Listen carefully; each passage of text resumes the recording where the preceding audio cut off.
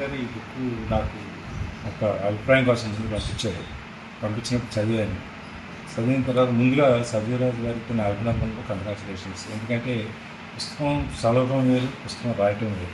రాయటానికి చాలా చాలా పుస్తకాలు మళ్ళీ రిఫర్ చేయాల్సి వస్తుంది. ఎంతోమంది ఆథర్స్ని రిఫర్ చేయాల్సి వస్తుంది. వీటన్నిటికీ చాలా టైం కావాలి. ఆయనకున్న పనులతో పాటు, ఉద్యోగంతో పాటు ఇంత టైం తీసి దీనికోసం ఇంత పుస్తకం రాయటం అనేది నిజంగా గొప్ప విషయం. ఈ బుక్ని మనం అందరూ చదివి అందరూ దీంట్లో నుంచి ఫలితాన్ని పొందాలని నేను కోరుకుంటున్నాను. ఇంకోటి, ప్రతివాళ్ళు పుస్తకాలు రాస్తారు, కానీ దాంట్లో ఆ జిస్టు సారాంశం అనేది ఉంటుంది ఆఖరి, అది చెప్పరు.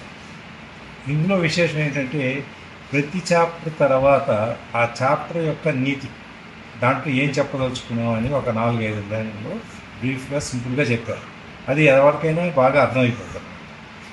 ఇది ఎంతటి పెసిమిస్ట్ అయినా కానీ, ఎంత మన నిరాశావాదులైనా కానీ, లేకపోతే ఈ ప్రతి సాయంత్రం ఒక సమస్యను ఎత్తికేవాళ్ళు కానీ, సమస్యను చూసేవాళ్ళు కానీ, ఎవరు చదివినా సరే ఇది చదివినప్పుడు వాళ్ళకి ఒక ఎదురుగుండా మనకి కూర్చొని మనకు మెంటార్స్ ఉంటారు కదా, వాళ్ళు మన సమస్యను తీర్చడానికి ఎదురుగుండా వచ్చి కూర్చొని చెప్పినట్టుగా మనకు అనుభూతి కలుగుతున్నారు.